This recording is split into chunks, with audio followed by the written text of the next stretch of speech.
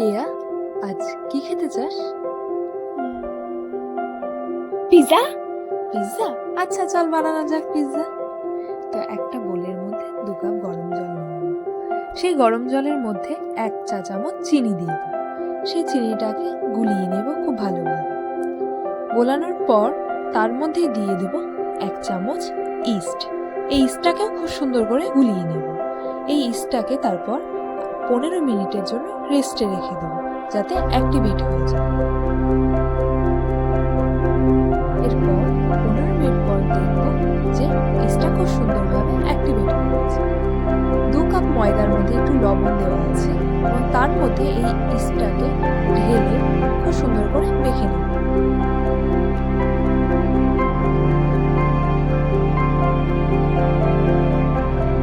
ময়দাটা যাতে হাতে না লাগে তার জন্য একটু সাদা তেল দিয়ে দেব। তারপর একটা খুব সুন্দর ডো বানিয়ে নেব।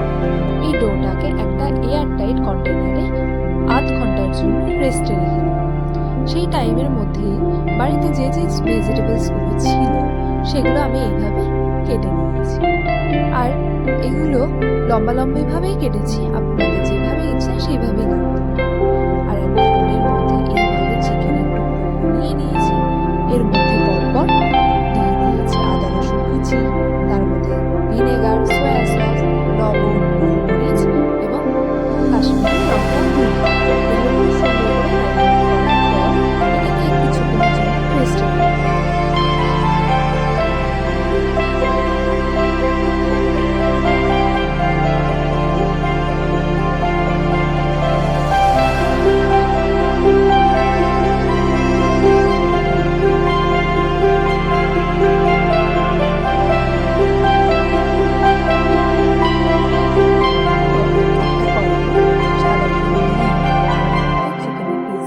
ঢেলে দেব।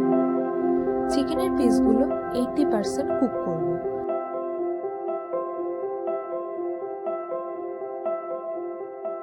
চিকেনগুলো গোল্ডেন ব্রাউন এইরকম হয়ে গেলে চিকেনের পিসগুলো নামিয়ে নেব।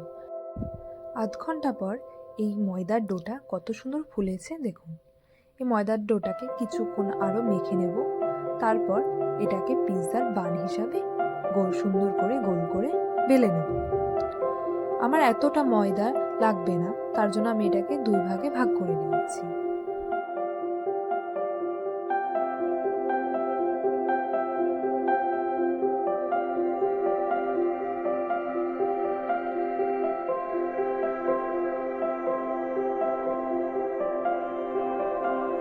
এটাকে এইভাবে বেলে নেওয়ার পর আমি একটা ডিশের উপর একটু বাটার লাগিয়ে এই ডোটাকে খুব সুন্দর করে বসিয়ে দিয়েছি।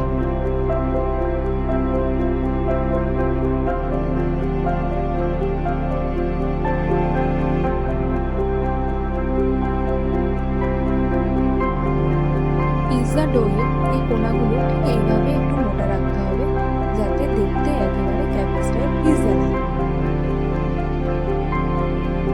এত ঠান্ডায় এই পিৎজার সব ইনগ্রেডিয়েন্টসগুলো আমরা বাইরে নিয়ে চলে আসি রোদের মধ্যে পিৎজাটাকে ডেকোরেট করব আমি আর আমার বোন। তো তাকেও দেখাচ্ছিলাম যে কিভাবে আমি পিৎজাটা বানাচ্ছিলাম তার জন্য। তো পিৎজার ডোটাকে এইভাবে কাঁটা চামচ দিয়ে ফুটো করে দিচ্ছিলাম।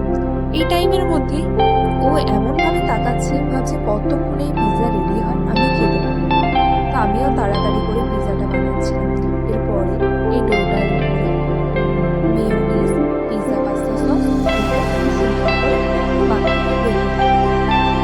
এখানে আমার কাছে এই প্যাকেটটা কিছুতেই খুঁজে নেই।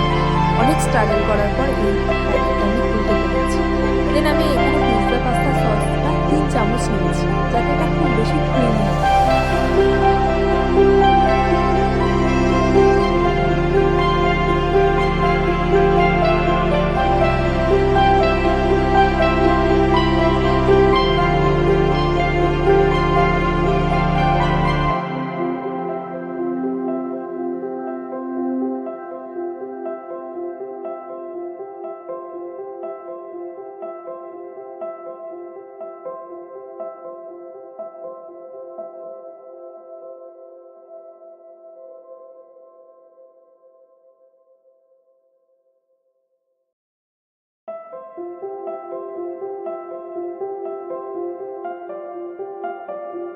খুব সুন্দরভাবে এটা মাখিয়ে নেওয়ার পর একটা চিজ স্লাইস নিয়েছি, এটার ওপরে ছোট ছোট পিস করে দিয়ে দেবো। আমার কাছে মজারেলা চিজ ছিল না, এর জন্য আমি একটা চিজ স্লাইসই নিয়ে নিয়েছি, এটাই আমার বাড়িতে ছিল। তো এটাকে ছোট ছোট টুকরো করে আমি খুব সুন্দর করে সাজিয়ে দিই যতটা আমি পেরেছি।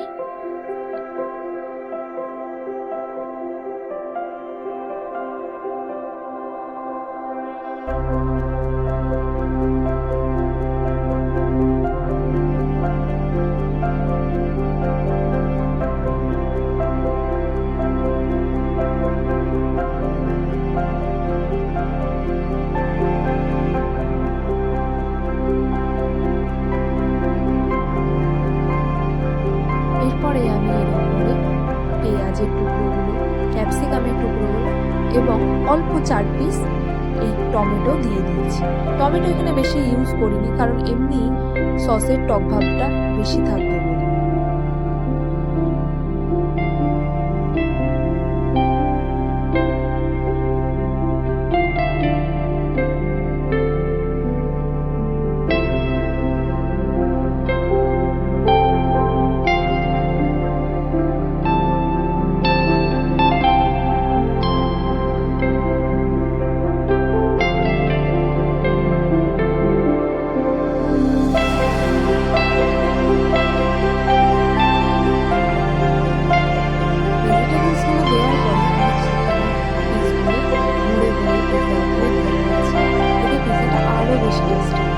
তারপরে আরেকটা চিজ স্লাইস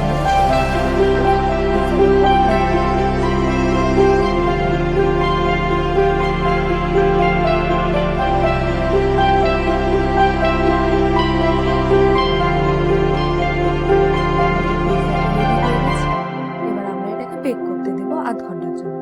এই সুন্দর ভিউ দেখতে দেখতেই আমরা পিৎজাটাকে ডেকোরেট করেছি। এরপরে এটাকে আমরা আধ ঘন্টার জন্য বেক করতে দেব, দেন আমরা দেখব যে পিৎজাটা কেমন খেতে হয়েছে।